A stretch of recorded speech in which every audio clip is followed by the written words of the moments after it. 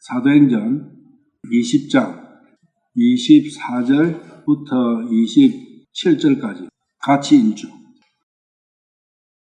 이 일들 중 어떤 것도 결코 나를 움직이지 못하며 또한 내가 나의 생명도 내게 귀한 것으로 여기지 아니하노니 이것은 내가 나의 달려갈 길과 주 예수님께 받은 사역 곧 하나님의 은혜의 복음을 증언하는 일을 기쁨으로 끝마치고자 함이라. 보라, 내가 너희 가운데서 하나님의 왕국을 선포하며 다녔으냐 이제는 너희가 다 다시는 내 얼굴을 보지 못할 줄 내가 아노라. 그러므로 내가 이날 너희를 데리다가 증언하게 하거니와 내가 모든 사람의 피로부터 깨끗하니 이는 내가 지금까지 회피하지 아니하고 하나님의 모든 계획을 너희에게 밝히 말하였기 때문이라. 바울 사도의 말씀인데 하나님의 왕국을 선포했답니다. 하나님의 왕국을 선포하고 다닌 게 참 바울 사도만큼 역사적으로 봐도 그렇게 먼 길을 엄청난 길을 걷거나 배를 타고 전 세계를 누비면서 말씀을 전한 사례가 참 드물 거예요, 아마. 그런데 무엇을 전했느냐? 하나님의 왕국을 선포했다는 거예요. 침례 요한이 처음으로 이야기한 것이 하나님의 왕국이 가까워졌다. 회개하고 하나님의 왕국에 들어갈 수 있도록 준비를 해라. 예수님께서도 마찬가지죠.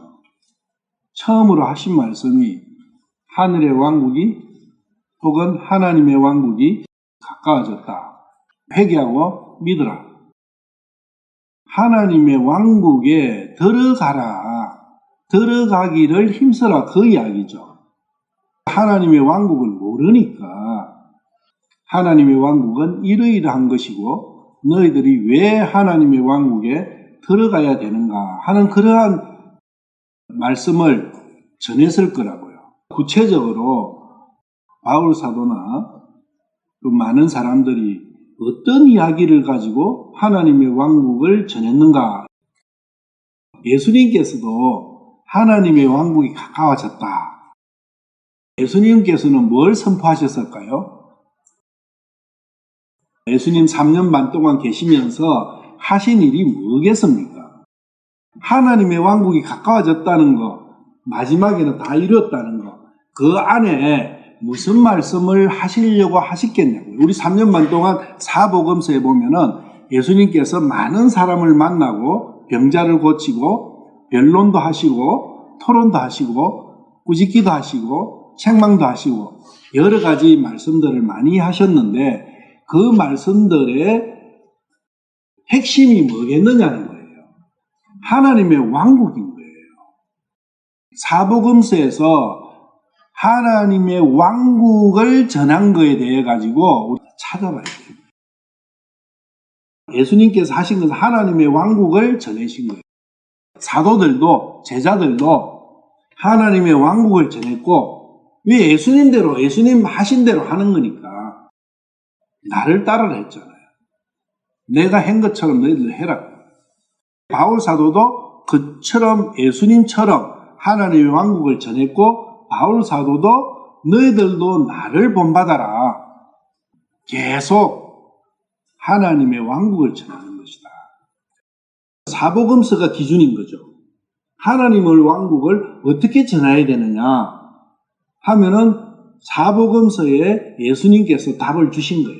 사복음서 안에서 하나님의 왕국에 대한 여러 내용들을 얼마만큼 그것이 하나님의 왕국하고 관련해가지고 내가 이해를 하고 있느냐, 알고 있느냐, 이런 부분도 한번 되짚어 봐야 됩니다. 예수님은 하나님의 왕국 아니라 예수님 3년 반 동안 하신 그 여러 가지 일들이 여러분들 기억 속에서는 뭘로 나옵니까? 뭐가 남아 있습니까? 마태, 마가, 누가, 요한 복음을 읽으시고 많이 읽으셨을 텐데, 많이 남아있을 텐데, 어떤 모습이 머릿속에 남아있습니까? 한번 점검을 해보셔야 돼요. 죽은 자를 살리시고, 병자를 고치시고, 가난한 자를 위로해 주시고, 마음이 상한 자들을 위로해서 그 죄인을 죄사함을 시켜주시고, 이런 내용들이잖아요, 대부분. 마태복음이나 누가복음 같은데 비유로 많은 말씀을 하셨는데 그 말씀들은 다 실질적으로 하늘의 왕국 혹은 하나님의 왕국에 대해서 말씀하셨잖아요. 직접적으로. 비유로 말씀하신 것은 전부 다 하늘의 왕국은 이러이러하다고 말씀을 하신 거예요. 그리고 하나님의 왕국, 하늘의 왕국이 도래할 때를 마지막 때라고 표현을 하셨어요. 그리고 그때는 어떤 현상들이 일어날 것이라는 것도 말씀을 해주셨어요. 그런 내용들하고 하나님의 왕국하고 어떤 연관성이 있느냐. 왕국의 비유는 알겠어요. 왕국이라고 딱 적어놨으니까. 근데 가난한 자를 위로하시고 죽은 자를 살리시고 아픈 사람을 고치시고 눈먼 자를 눈뜨게 해주시고 기먹은 자를 길을 열어주시고 마귀 들린 영을 쫓아내주시고 정신을 온전케 해주시고 여러 가지 이런 일들은 과연 왕국과 무슨 연관이 있느냐. 완벽한 왕이면은 어떤 능력이 있어야 됩니까? 백성을 완벽하게 행복하게 해주셔야 한다. 그 능력이 없으면 왕이 안 된다 그래요. 아픈 사람이 행복해집니까? 죽음을 눈앞에 죽어야 될 사람이 행복해집니까? 마음이 아파가지고 행복해집니까? 우리 인생이 불행하다는 것을 느끼는 여러 형태들이 있을 거예요. 나는 왜 이렇지? 우리 삶이 왜 이렇게 고달파지? 왜 이래 찌질하지? 왜 이래 내가 안 하고 싶은가 하지? 하는 이러한 엄청난 많은 사항들이 우리들의 마음속을 흘러 지나가고 있어요. 그것들이 있는 이상은, 그것들 중에 한 개라도 있는 이상은 완전한 행복이 없다는 거예요. 행복하다고 생각하는 것과 나는 행복하지 않다고 생각하는 항목을 쭉 적으면은 어느 항목이 더 많을까요? 불행하다는 항목과 나는 불행해하는 항목하고 나는 행복해하는 항목하고 내용을 쭉 적으면은 나는 손자가 있으니까 행복해. 나는 어떤 사람은 손자가 없으니까 불행해. 이런 형태로 항목을 쭉 적으면 어느 게 많을까요? 어릴 때는 어느 게 많을까요? 나이 들면 들수록 어떻게 돼요? 반대로 돼요. 죽음 앞에 두면은 행복한 거 한 개라도 있을까요? 없죠. 저저께 그 조양호라는 그 대한항공 그룹 그 회장이 죽었어요. 미국서 폐질환으로 죽었죠. 대한항공하고 비행기 많이 타잖아요. 엄청난 회사죠. 그 회장이에요. 딸이 갑질을 해가지고 땅콩 해양 같은 거 유명한 거 알죠? 그러면서 최근에 주주들이 이 사람을 회장에서 쫓아내버렸어요. 이거 우리나라의 기업 역사에서 있을 수 없는 일이 일어난 거예요. 스트레스 많이 받아가지고 질병이 도져가지고 미국 가서 갑자기 죽어버렸어요. 그 사람이 가진 드러난 재산만 2,700억인가 된대요. 그걸 세금을 추징하는데 세금이 1,700억인가 내야 된대요. 그 사람이 죽기 전에 당신이 행복하고 불행한가 하고 항목을 이야기할 사람은 그 사람 아마 행복한 건 한 개도 없을 거예요. 이 세상에 어떠한 사람도 거기에 예외가 없다는 겁니다. 예외가 없어요. 단지 모를 뿐이지. 죽음 앞에 가야 아는 사람은 어리석은 사람. 어리석을 뿐이지 그렇지 않는 사람은 없다는 거예요. 시편이나 이사야서나 여러 성경 말씀에 어리석다. 어리석은데 어느 정도 어리석냐? 짐승보다 더 어리석다는 거예요. 과연 내 자신을 그렇게 평가를 하는데 나는 거기에 아멘 하느냐는 거예요. 하나님께서는 너희들은 짐승보다 더 어리석고 짐승보다도 더 비참하고 짐승보다 더 불행하다고 하시는데 나는 정작 어떻게 생각하느냐. 그래서 하나님께서 그 불행의 상태를 구해주시려고 오셨다는 거예요.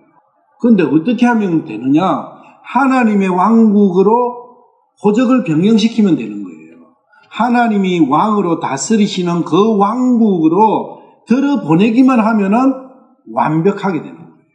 그겁니다. 그러면 이 세상은 지금 나라가 거의 한 180개 국가가 되지만은 사실은 이 세상의 왕국은 하나예요. 뭐 국가가 나눠져 있으니까 여러 개는 같지만은 이 세상은 국가가 한 개라고요. 그 왕이 누구냐? 사탄이라는 거예요. 그런데 사탄의 왕국이냐? 하나님의 왕국이냐? 두 개다는 거예요. 어디 왕국이 너를 행복하게 해주겠는가? 예수님께서 많은 사람들을 고쳐주시고 위로해 주시고 이 사람들은 불행했던 사람들이잖아요. 이 세상 왕을 칭송했겠어요? 저주했겠어요? 그런 사람들은 저주했겠죠. 38년간 꼼짝 못하고 누워가지고 있은 사람이 이 세상에 자기 왕을 칭송할 거리가 뭐 있겠어요? 그러니까 다른 왕을 기다린 거예요. 다른 왕을 학수고대하는 거예요. 자기의 행복을 책임질 수 있는 왕을 고대하는 거예요. 그 사람들이 가난한 사람이고 그 사람들이 온유한 사람들이고 그 마태복음 5장에 쭉 나오는 거 8가지 복을 받을 수 있는 8가지 조건이 있는 사람들이 그 사람들이라는 거예요. 이 세상의 왕 안에서는 아무 행복이 없다. 낙이 없다. 왕국 이 부분을 잘 생각해야 돼요. 왕을 잘 생각해야 돼요. 지금도 마찬가지예요. 대통령이 되려면은 국민들 지지를 받아야 되잖아요. 아, 당신은 대통령 한 번 더 해. 저 사람이 대통령 되면은 내가 행복해질 것 같다. 아, 저 사람은 대통령 됐다면 내가 영 기분 나쁘고 내가 영 안 좋겠다 하면 그 사람 안 찍어주죠. 우리나라는 단임제인데 미국은 2번을 할 수 있어요. 트럼프가 곧 조금 있으면 이제 대통령 선거하거든요. 그래서 트럼프가 재선을 하려고 엄청 노력을 하고 있잖아요. 국민들이 야, 트럼프 너 한 번 더 해. 너 하니까 우리가 살기가 너무 좋아. 이래 만들려고. 만약에 트럼프가 국민들을 영 안 좋게 하면은 국민들이 어때요? 트럼프 너 언제 내려올래? 빨리 끝내. 그리고 다음에 나올 대통령의 희망을 걸겠죠. 근데 이 세상은 어차피 바뀌봤자 거기서 거기다는 거예요.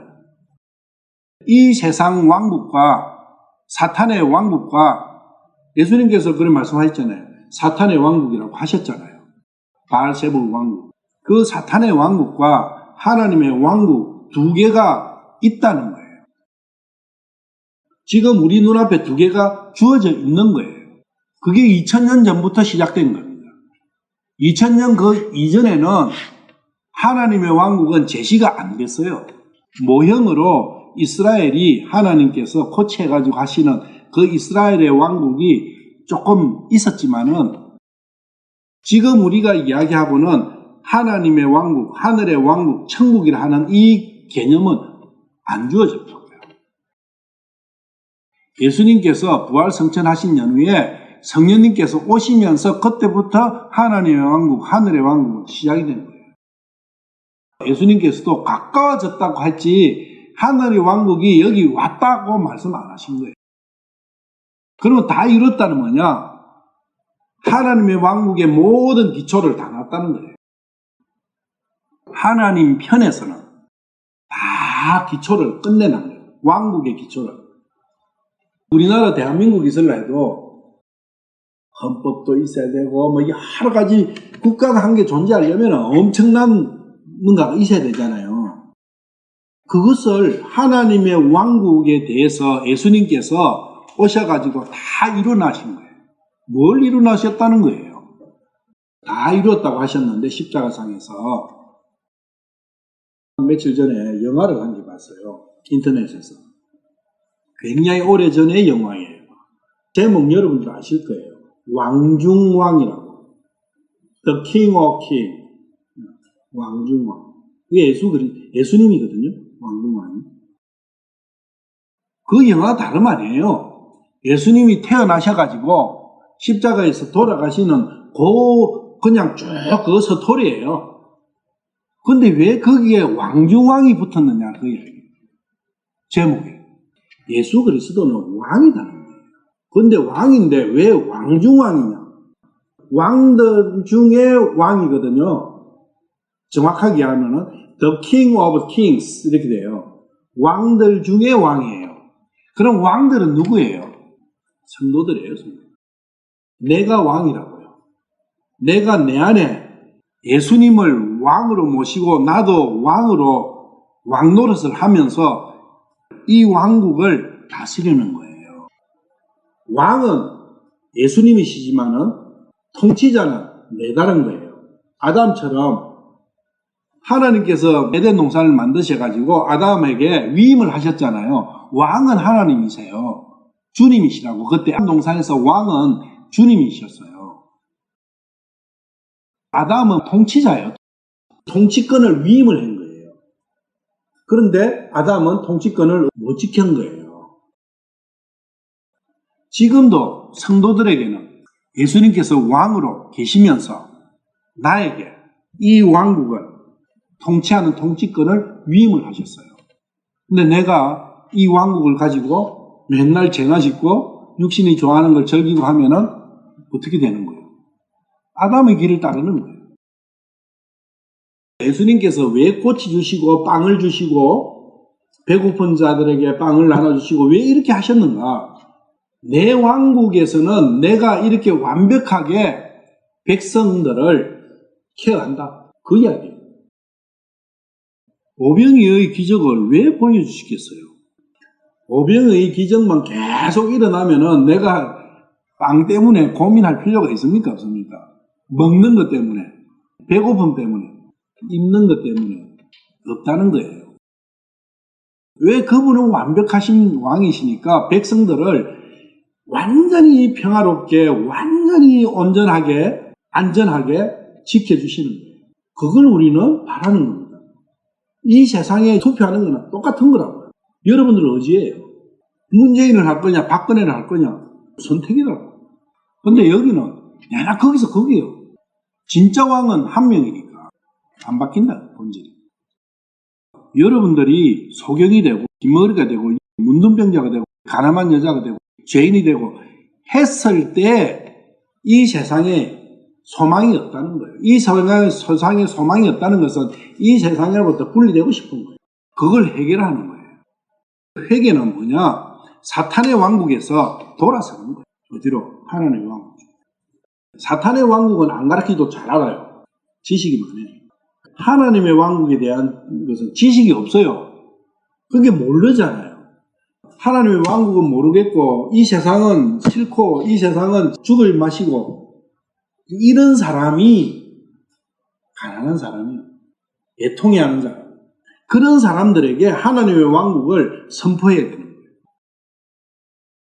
하나님의 왕국이 좋은 이유는 왕이 하나님이시다는 거예요. 왕이 예수님이시다는 거예요. 그래서 좋은 거예요. 다른 거 아니에요. 하나님의 왕국이 좋은 이유는 거기에 왕이 훌륭하시기 때문에 좋은 거예요. 중국 고사 이런 걸 보면은 사기나 춘추나 뭐 이런 여러 가지 유명 책들이 있습니다만 거기에 제일 많이 인용되는 왕이 있어요. 요왕, 순왕, 요순시대. 그 요순시대가 약 한 BC 1000년, 1200년 이때의 그 중국의 왕국이었어요. 그때 왕 중에 선정을 베풀어 가지고 백성들이 무사태평하게 살았던 그러한 고대 역사가 있어요. 그때 그 임금들이 백성을 어떻게 치리를 했는지 적어놓은 것이 그런 고서들이라고요. 사서상경이라는 그런 거 알죠? 거기에 그 시대의 그 사람들의 이야기예요. 시경, 서경, 뭐 이런. 우리나라도 그 역사 배울 때 중요하게 배우는 왕이 세종대왕이잖아요. 왜 세종대왕이 그때 우리나라를 엄청 부강하게 하고 국민들을 편안하게 뭐 당파 싸움이나 이런 것도 없애고 하면서 그렇게 했기 때문에 칭송하는 거잖아요. 그래서 왕이 중요한 거예요. 왕국인 것은 그 왕의 특징에 따라서 왕국은 결정납니다. 사도행전 20장 27절에 보시면은 하나님의 모든 계획이라고 나와 있어요. 하나님께 계획이 있다는 거예요. 근데 하나님의 계획 중에 창세전에 계획을 하신 게 있어요. 그게 하나님의 왕국이에요. 우리는 그게 교회라 뭐 이렇게 이야기를 하는데 뭐 그럴 수도 있습니다. 뭐 교회 그 단어가 그럴 수도 있지만은 결국은 왕국입니다. 왕의 나라잖아요. 왕국, 왕의 나라. 킹 없는 왕국이 말이 안 되잖아요. 왕국의 주제는 왕인 거예요. 중국 역사를 보면은 참으로 많은 왕국이 생겼다가 없어지고 생겼다가 없어지고 하거든요. 왕 때문에 그런 거예요. 왕씨가 끊어지면은 끊어지고 다른 씨가 그 왕이 앉으면은 국가가 바뀌어요. 당나라, 수나라, 청나라, 명나라, 뭐 한나라 다 왜 나라가 달라요? 왕이 그 계통, 직계 계통으로 탁 끊어지면 왕국은 없어지는 거예요. 그 왕국은. 마태복음 1장 21절 예수님에 대한 천사가 수태고지를 할 때 수태고지의 내용이에요. 그녀가 아들을 낳으리니 너는 그의 이름을 예수라 하라. 이는 그가 자기 백성을 그들의 죄들에서 구원할 것이기 때문이라 하니라. 자기 백성 나오죠. 그러면 예수라는 이름이 뭐냐? 자기 백성이 있대요. 자기 백성이 있다는 것은 이분은 왕이라는 거예요. 이 구절 딱 보면은 죄와 구원만 보이죠. 자기 백성, 왕국을 봐야 돼요. 이분은 왕이에요. 자기 왕국의 백성이 되려면은, 이분의 왕국의 백성이 되려면 어떻게 되냐? 거룩해야 되는 거예요.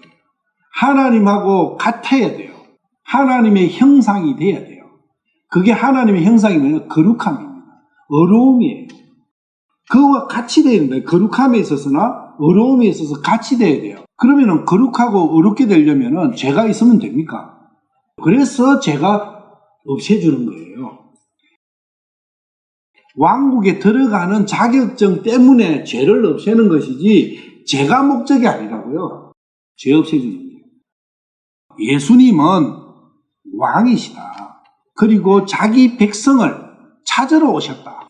왕국에 대해서 중요시 안 하니까 9절 보면은 죄와 구원만 보면서 내만 보는 거예요. 내 신세를 바꿔줄 수 있는 어떤 그 구절만 보는 거예요. 성경 전체의 하나님의 뜻하고는 자꾸 멀어져 가는 거예요. 내 아는 거하고. 예수님은 벌써 왕으로 오실 게 예언부터 되는 거예요. 오시기 전부터 창세기 3장 15절부터 그녀의 씨 두 개가 나오죠. 너의 씨, 그녀의 씨. 너의 씨는 이 세상의 왕이고 그녀의 씨는 하나님의 왕국의 왕이시고 왕과 왕이 싸우잖아요. 실제로 우리가 전쟁을 뭐 백제하고 신라가 한다 하면은 그 군졸들이 막 싸우겠죠. 그렇지만 누구와 싸우는 거예요? 신라왕과 백제왕이 싸우는 거예요. 신라가 마지막에 통일을 하는데 그때 백제의 의자왕이에요. 그 의자왕과 신라의 그 누구 왕하고 싸운 거예요. 병졸들은 왕의 명령에 따라 그냥 움직인 거예요. 역사책 보면 전부 다 왕이 왕과 싸우잖아요. 어떤 나라의 그 역사를 공부를 하는데 왕을 제끼 낳고 역사 공부를 하면은 조선시대를 연구를 하는데 왕 제끼 낳고 백성들만 기술해가지고 조선시대라는 시대를 왕국을 설명할 수 없어요. 조선실록이라는 것은 뭐냐면 왕들이 무슨 말을 했고 어느 회의 때는 왕이 어떤 말을 했고 누구한테 어떤 게 그걸 적어놓은 게 실록이에요. 그게 조선 전체의 역사라고요. 왕의 역사예요. 성경이 뭐냐? 왕의 역사예요. 창세기부터 계시록까지. 왕의 역사는 곧 왕국의 역사고 왕에서 제일 중요시하는 게 뭡니까? 혈통이에요. 혈통. 족보라고요. 왕의 족보는 족보가 끊어지면 그 왕권은 없어지는 왕국 자체가 없어지는 거예요. 그만큼 왕의 족보는 중요한 거예요. 예수님의 족보가 어디서 비롯됩니까? 창세기부터 비롯되는 거예요. 마태복음 2장 2절 마태복음을 중심으로 해서 누가복음, 마가복음, 요한복음을 이렇게 같이 살펴보면서 왕과 왕국이 되어가지고 쭉 올 겁니다. 지금 앞으로 아마 몇 시간 정도 그 프로그램이 될 건데 마태복음 2장 2절 이르되 유대인들의 왕으로 태어나신 분이 어디 계시냐? 우리가 동쪽에서 그분의 별을 보고 그분께 경배하러 왔노라 하니 동방에서 현자들이 와서 뭐라고 이야기합니까? 왕 이야기예요. 왕 이야기라는 것은 왕국 이야기다. 메시아 왕국, 하나님의 왕국. 이 사람들이 동쪽에서, 동쪽은 이 사람 사는 세상이 동쪽이에요. 성경에서 동쪽은 사람들의 땅이에요. 이 현자는 사람들의 땅에서 엄청난 많은 사람들이 그 당시에 살았겠지만은 메시아를 기다리고 메시아 왕국을 소망하고 있었던 그 사람들은 지혜가 있었던 사람이다. 그 이야기입니다. 하나님께서는 어떠한 경우도 이 사람 사는 세상에서 하나님의 뜻을 발견할 수 있는 방법을 주시는 거예요. 어떤 경우든 소망하면 이 사람은 분명히 엄청난 소망을 하고 있었고 갈망을 하고 있었던 사람이에요. 성전이나 성막이나 모든 성전은 동쪽만 오픈되어 있는 거예요. 왜? 동쪽에서 사람 사는 땅에서 사람들이 글로 돌아와야 되니까, 서쪽으로 돌아와야 되니까 동쪽에서 서로 움직이는 거예요. 실제로 이 현자들이 동쪽에서 왔을 거예요. 바벨론이나 메데나 이란 같은 데죠. 이란이나 바벨론 쪽에서 왔을 거예요. 거기서 여기로 오면 서쪽이거든요. 예루살렘은. 그분께 경배하러 왔다. 경배는 누가 누구에 비하여? 신하가 왕한테 하는 거예요. 백성이 왕한테 하는 거예요.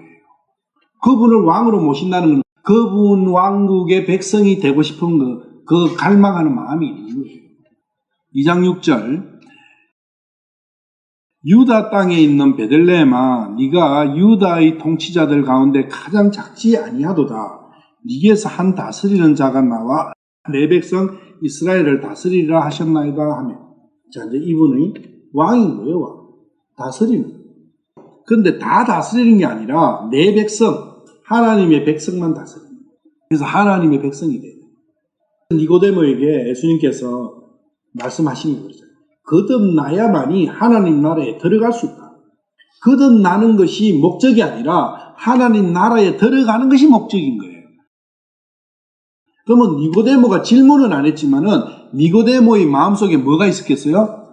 하나님의 나라, 메시아 왕국을 고대하고 학수고대하고 있었던 거예요. 그래서 니고데모에게 예수님께서 그 말씀을 네가 학수고대하고 있는 그 메시아의 나라를 들어가려면은 어떻게 해야 되나 방법을 가르쳐 주신 거예요. 그게 거듭나야 돼요. 거듭나는 것은 성령으로 물로 하면 나고 육신으로 하면 나고 그 다음에 성령으로 한 번 더 나야 된다. 그렇게 말씀해 주시죠. 그게 하나님의 왕국에 들어가는 자격을 얻는 방법이에요. 유일한 방법이에요. 다른 방법은 없어요. 마태복음 3장 2절 이르되 너희는 회개하라 하늘의 왕국이 가까이 왔느니라 하였습니다. 왜 가까이 왔습니까? 왕이 오셨으니 다 왕 문제예요. 왕 문제. 이성계가 위화도를 해군하고 반란을 일으키죠. 그때 이성계가 어떤 생각을 했을까요? 회개하라가 아니고 백성은 나에게 붙어라. 내가 곧 왕이 될 거다. 이렇게 생각했겠죠. 내려와가지고 고려 왕조를, 고려는 왕씨잖아요. 왕건이 세웠으니까. 왕건이 후손이 계속 왕씨잖아요. 왕씨. 그러니까 왕씨는 씨를 말리거든요. 그러니까 왕씨들이 그때 배 타고 바다로 해가지고 배 타고 도망을 전라도 쪽이나 이런 데 많이 갔어요. 다른 지역에 간 사람들은 씨를 많이 못 퍼뜨리는데 거제도 간 사람들은 씨를 많이 퍼뜨린 거죠.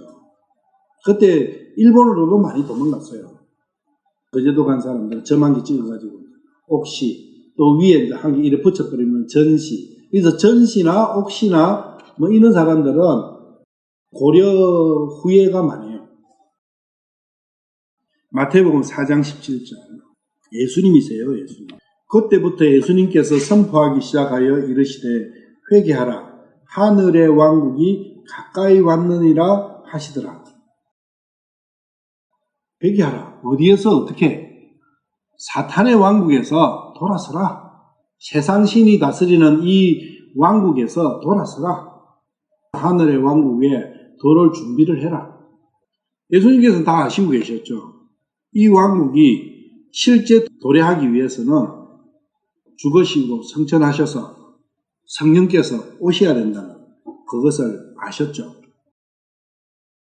가까이 왔느니라 해가지고 오기까지 3년 반은 이 4장 17절부터 돌아가시고 성령님이 오시기까지 그 3년 반 기간 동안 왕국을 준비하신 거죠.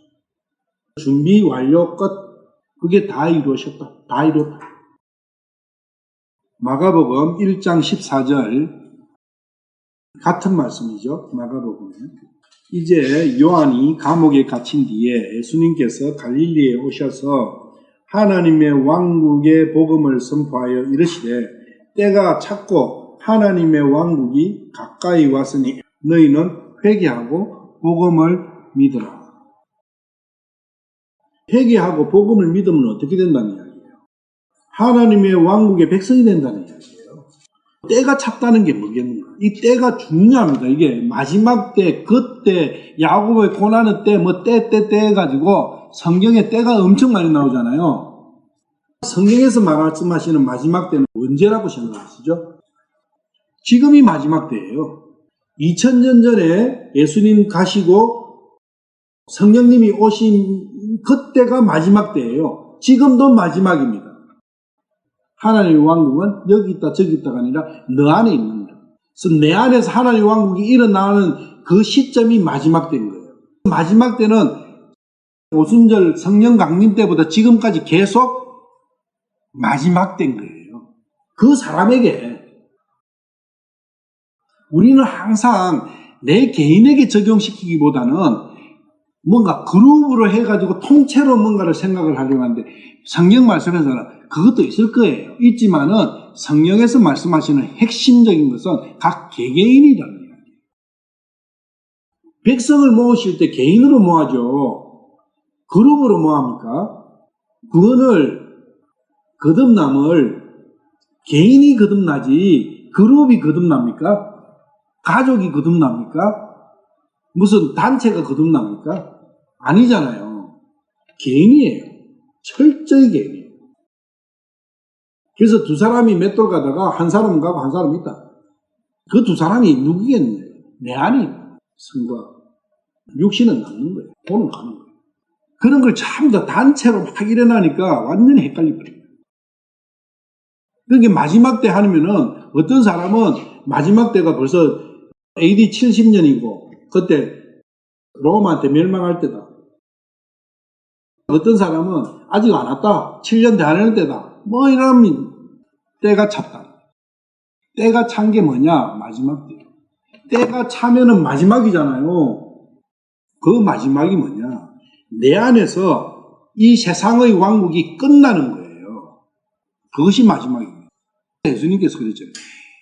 이 세상을 놓고 네 혼을 잃으면은 그게 무슨 의미가 있느냐? 그거는 뭘 이야기합니까? 네 한 사람이 중요하다 그 이야기예요. 이 성경 말씀은 네한테 한 것이지 단체로 생각하지 말라는 이야기예요. 아무 쓰잘데 없다고요. 단체로 이야기 생각하는 거는. 우리는 군중심리가 있어가지고 뭐 단체를 좋아하는데 성경 말씀은 그거 안 하죠. 철저히 개인입니다.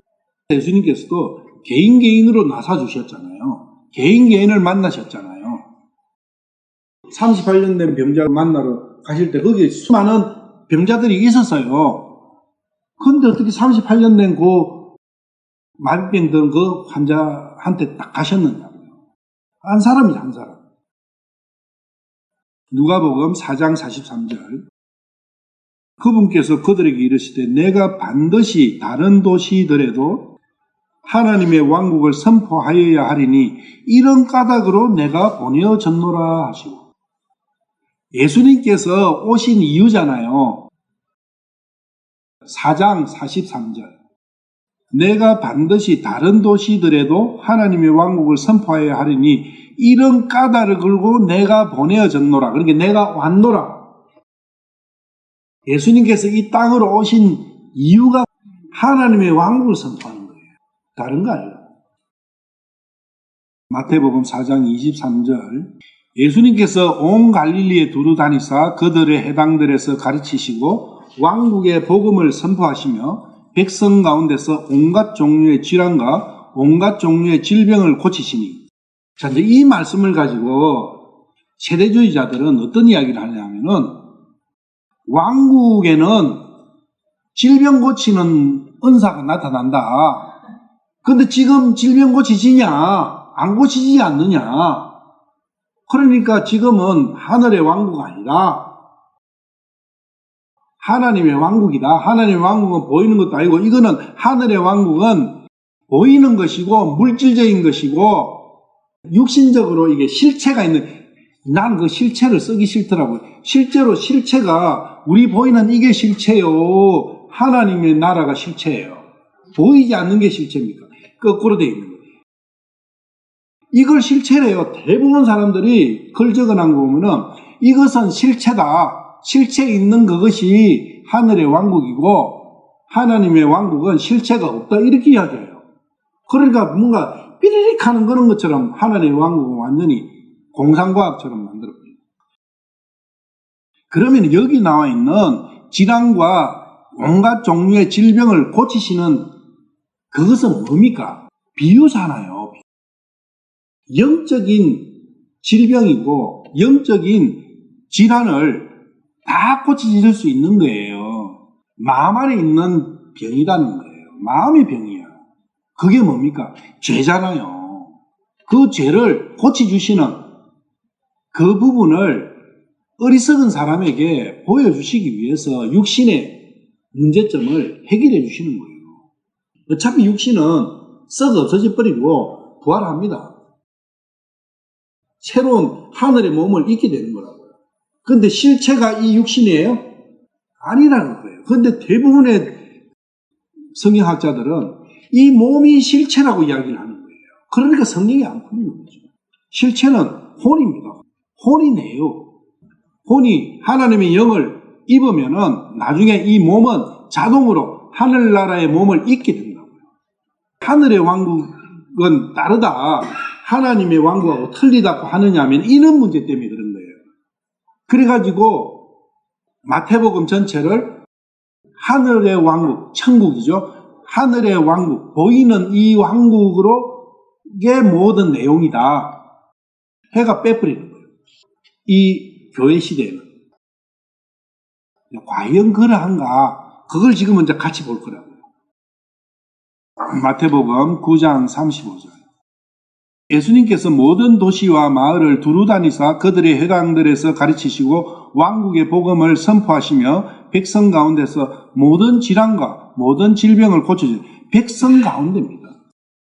왕이라면은 완벽하게 자기 백성을 케어해 줘야 되지 않느냐. 그 당시에 헤롯도 있었고 로마의 황제도 있었고 많은 왕들이 있었겠지만은 그 왕들이 한결같이 뭘 했어요? 자기를 위해서 그냥 수탈하고 죽어나 나빠지든 뭘 하든 무슨 상관이건데요. 과연 그것들이 왕이냐? 아니다 하는 걸 보여주시는 거죠. 10장 7절 너희는 가면서 선포하여 이르되 하늘의 왕국이 가까이 왔느니라 하라. 계속 가까이 왔다. 누가복음 8장 1절 그 뒤에 그분께서 모든 도시와 마을을 두루 다니시며 하나님의 왕국의 기쁜 소식을 선포하고 보이셨는데 12제자가 그분과 함께 알고 그러니까 계속 예수님께서 뭘 하셨어요? 하나님의 왕국의 복음을 선포하신 거예요. 기쁜 소식이 복음이잖아요. 이렇게 하셨기 때문에 바울 사도도 하나님의 왕국의 복음을 전한 거예요. 마태복음 5장, 드디어 마태복음 5장까지 왔네요. 그분께서 무리들을 보시고 산에 올라가 앉으시니 그분의 제자들이 그분께 나오매 그분께서 입을 열어 그들을 가르쳐 이르시되 영이 가난한 자들은 복이 있나니 하늘의 왕국이 그들의 것이기 때문이요 애통하는 자들은 복이 있나니 그들이 위로를 받을 것이기 때문이요 온유한 자들은 복이 있나니 그들이 상속받을 것이기 때문이요 영이 가난한 자들은 복이 있다. 하늘의 왕국이 그들의 것이다. 하늘의 왕국이 어떻게 그들의 것이래요? 여기에 실제로는 복을 받는 자는 하나님의 축복을 받는, 축복은 뭐냐면 하나님으로부터 사람이 뭔가를 받는 거예요. 그걸 축복받는다고 그래요. 그래서 축복을 받는 사람은 영이 가난하면은 축복을 받는다는 거예요. 그런데 그 축복의 내용이 뭐냐면은 하늘의 왕국이 그들의 것이라는 거예요. 거듭나서 내 안에 하나님의 왕국이 형성되면은 내가 예수님과 함께 거기서 이 왕국을 다스리잖아요. 다스리면은 이 왕국이 누구 거예요? 우리는 항상 뭔가 보이는 이것만 생각하는데 그거 아니에요. 하나님의 나라는 먹고 마시는 데 있지 않다 했잖아요. 그런데 왜 먹고 마시고 실질적으로 막 이런 걸 자꾸 상상을 하냐고. 축복받는 자들은 애통해야 하는 마음을 가진 자들이에요. 그들은 위로를 받는 거예요. 슬픔을 위로받는 거죠. 위로를 받을 수 있는 유일한 길은 뭐냐면 완벽한 행복을 유지하는 거예요. 완벽한 행복을 유지하는 게 위로받는 거라고요. 온전한 위로. 이게 애통해하는 게 없는 거죠. 슬픈 것도 없고 마음이 아픈 이 애통은 마음이 아픈 거 뭐 이런 게로 생각하면 돼요. 마음이 아픈 게 한 개도 없다. 안 된 게 한 개도 없다. 우리가 안 됐다 이러잖아요. 그게 되도록 위로를 받는다는 거예요. 온유한 자들이 축복을 받는데 그들이 땅을 상속받는 거예요. 이 땅을 받는 거예요. 이 땅은 나중에 유업으로 받을 때 그 땅은 어떤 땅이에요? 완전한 영광스러운 땅인 거죠. 하늘나라의 몸이니까. 말씀으로 배가 부른 거예요. 예수님으로 가득가득 채워지는 거예요. 하여튼 뭐 이런 형태로 하나님의 하늘의 왕국에 대한 부분이 나와요. 하늘의 왕국을 보고 거기에 들어갈 수 있는 자들. 이렇게 뭐 우리가 이야기할 수 있는 10절까지가 팔복이라 해요. 복이 8가지 나오잖아요. 20절 한 거. 내가 너희에게 이르는 너희 의가 서기관들과 바리새인들의 의를 능가하지 않으면 너희가 결코 하늘의 왕국에 들어가지 못하리라. 율법적으로 완벽해야 된다. 첫째로는 율법적으로 완벽해야 된다. 하늘의 왕국에 들어가려면 이 말씀만 있으면은 율법을 어떻게 하면은 율법을 다 지키지 이제 그런 쪽으로 가겠죠, 그죠? 그래서 이 마태복음을 유대인의 천년왕국 마지막 시대 천년왕국 그걸로 갖다 붙이는 게 그런 부분도 있는 거예요. 하늘의 왕국에 들어가려면 율법으로 완벽해야 되잖아요. 그럼 율법에 완벽해질 수 있는 방법이 뭡니까? 그렇죠. 예수님을 믿으면 되는 거예요. 그걸 말씀하시고자 하는 것이지 오직 믿음으로만이 너희들이 의롭다함을 받는 거지 그걸 이제 이야기를 하시기 위해서 이 말씀을 하시는 것이지. 천년왕국에 들어가는 그때 복음은 천년왕국 복음은 율법을 지키가 들어가는 복음이다. 뭐 이렇게 또 이야기를 해요. 누가복음 6장 20절. 사복음서에 이 산상수훈이라는 거잖아요. 그래서 마태복음에 있는 산상수훈 내용이 다른 세 복음서에 유일하게 누가복음에 나와요. 6장에서. 근데 약간 단어가 조금 틀린 게 있어요. 그분께서 자기 제자들을 향해 눈을 드시고 이르시되 너희 가난한 자들은 복이 있나니 하나님의 왕국이 너희 것이기 때문에. 여기 이제 영이 가난한 거, 마태복음은 영이 가난한 거라 했는데 여기는 그냥 가난한 자들이라고 했죠. 차라리 그런 걸 봤을 때 마태복음이 훨씬 더 영적인 거죠. 지금 굶주리는 너희는 복이 있나니 너희가 배부를 것이기 때문이요. 지금 슬피 우는 너희는 복이 있나니 너희가 웃을 것이기 때문이다. 그러니까 슬피 우는 자가 복을 받는다. 굶주린 자가 복을 받는다. 가난한 자가 복을 받는다. 이거예요. 그냥 간단한 거죠. 복 받으려면 가난한 자가 돼야 돼요. 그리고 굶주린 자가 돼야 되고 슬피 우는 자가 돼야 된다. 사람의 아들로 인해 사람들이 너희를 미워하며 자기들의 모임에서 너희를 따돌리고 너희를 꾸짖으며 너희 이름을 악한 것으로 여겨 내버릴 때에 너희가 복이 있다. 예수님 이름 때문에 핍박당해야 된다. 그러면은 복 받는다. 마태복음에도 있었잖아요.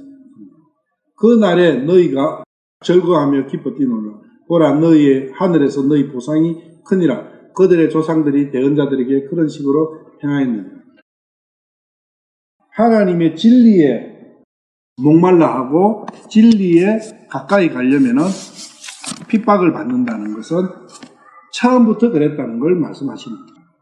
구약 때도 마찬가지. 아브라함이 성경에는 안 나오는데 야살의 책 같은 데 보면 아브라함의 이야기가 굉장히 길게 아브라함이 우르에서 살았던 역사, 아브라함의 탄생부터 해가지고 우르에서 자랐고 왜 거기서 하란으로 가게 됐는지 그리고 아버지는 어떤 사람이었는지 상세하게 나와 있어요.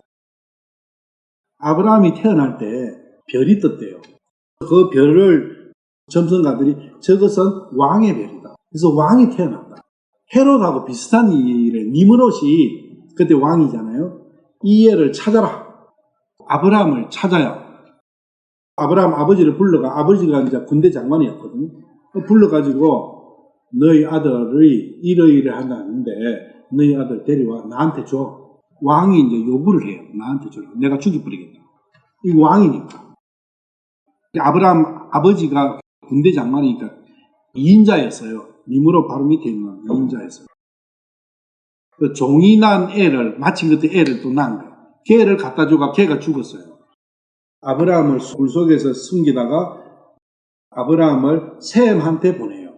그때 노아가 살아 있었어요. 그래서 노아와 셈이 아브라함을 데리고 살았어요. 같이.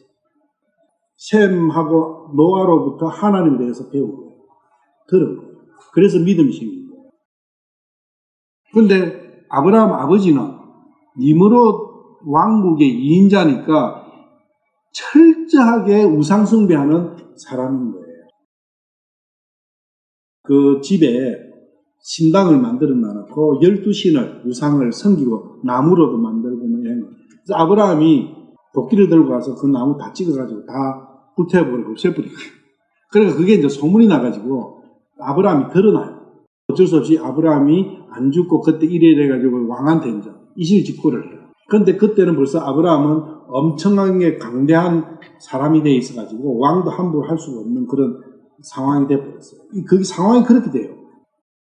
아브라함이 아버지한테 그러는 거예요. 아버지, 이 우상 세계에 뭐가 볼 거 있느냐.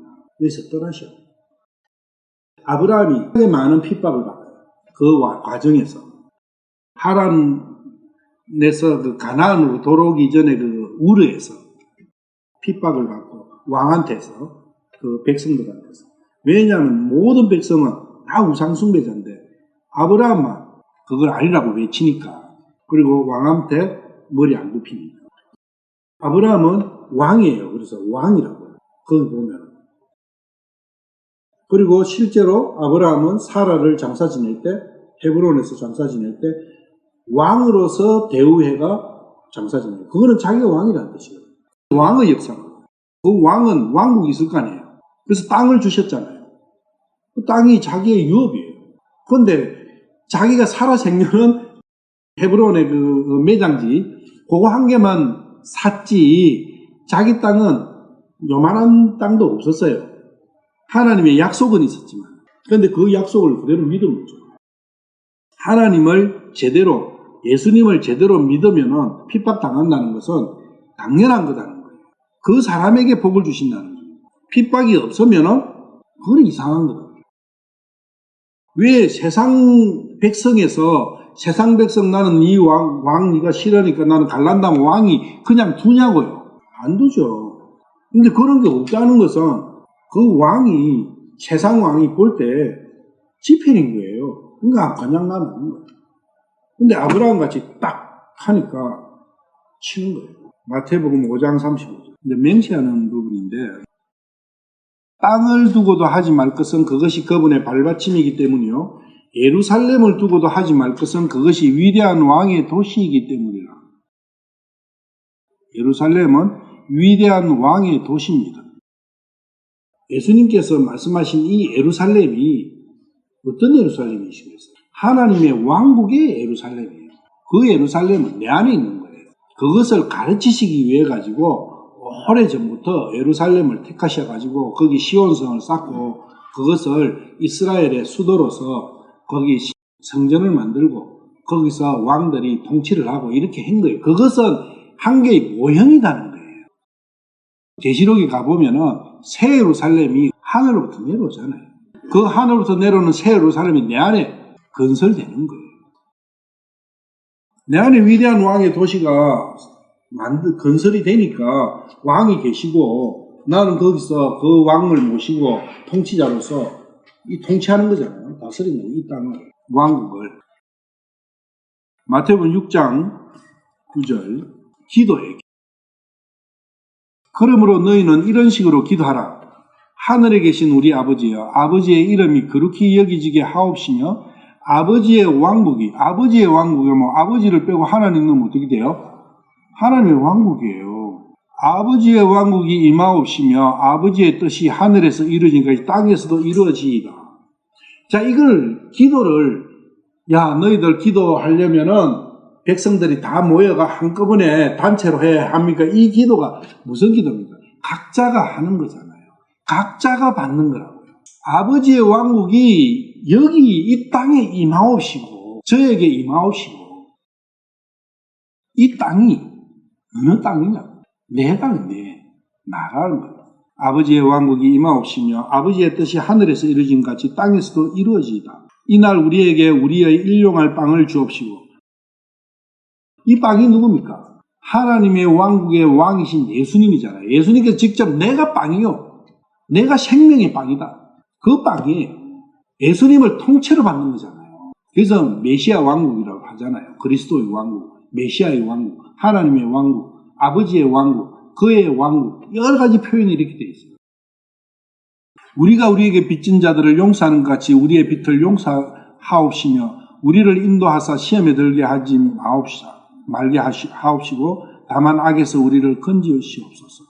왕국과 권능과 영광이 영원토록 아버지의 것이옵나이다. 이 왕국은 내는 온전히 아버지의 것입니다. 하나님 것입니다. 그 고백하라는 거예요. 내 거지만 내가 내 소유를 주장 안 하는 거예요. 온전히 나는 하나님 겁니다. 그 기도하라는 거예요. 그게 마음이 이루어져라는 거예요. 시편 2장 6절. 그럼에도 내가 이미 내 왕을 내 거룩한 산 시온에 세웠노라 하시리로다. 예언서에 하나님의 왕국의 시온산에 이 왕을 다 정해놔신 거예요. 이분이 예수님이시다는 거예요. 이분이 메시아시고 이분이 그리스도시다. 다니엘 2장 44절.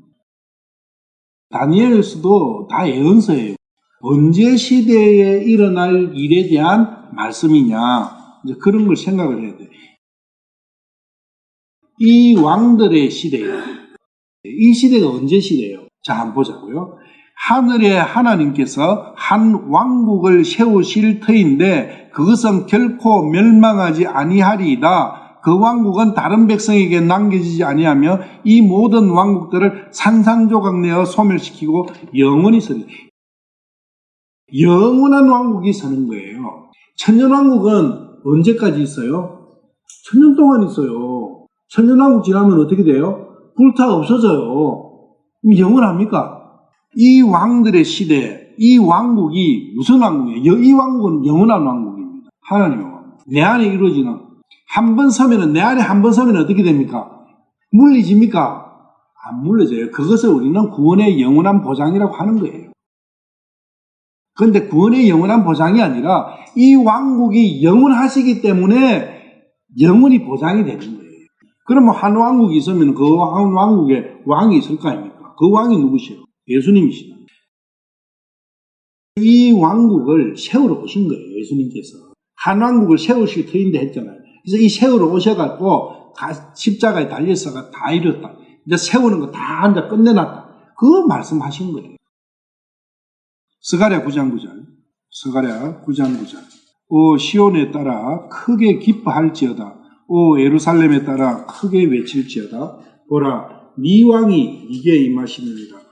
그분은 어려우시고 구원을 소유하시며 겸손하사 나귀를 타시되 나귀 새끼 곧 어린 수나귀를 타시느니라. 메시아가 왕으로 오실 것을 예언을 해놓은 예언의 말씀입니다.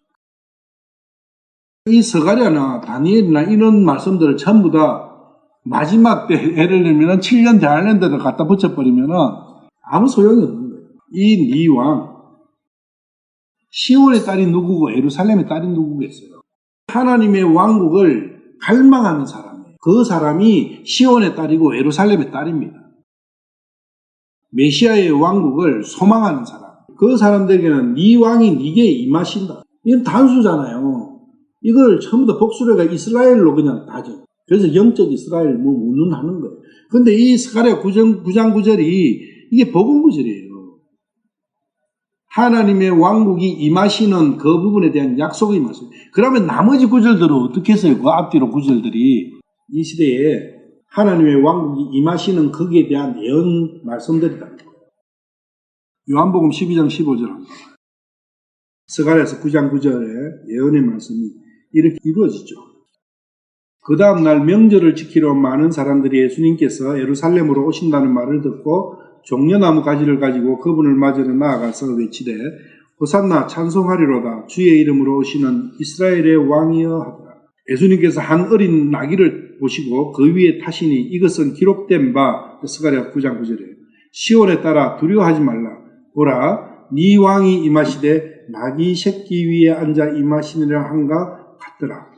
그분의 제자들은 처음에 이것들을 깨닫지 못하였으나 예수님께서 영광을 받으신 뒤에 이것들이 그분에 대하여 기록되었으며 그래서 그들이 그분께 이것들을 행하였음을 생각해내니라. 예수님에 대한 예언이라는 것을 우리가 그리고 마태복음과 누가복음의 차이를 이 기도 내용으로 봤을 때 차이가 있습니까 없습니까? 저는 못 찾겠어요. 왜 마태복음이 유대인한테 붙여야 되고 교회 시대는 못 붙여야 되는지. 단지 하늘의 왕국과 하나님의 왕국 그 단어 차이 말고는 다른 부분을 찾을 수가 없어요. 그런 부분에서 생각을 하시면서 성경들을 한 번 더 찾아보십시오. 오늘 여기까지 할게요.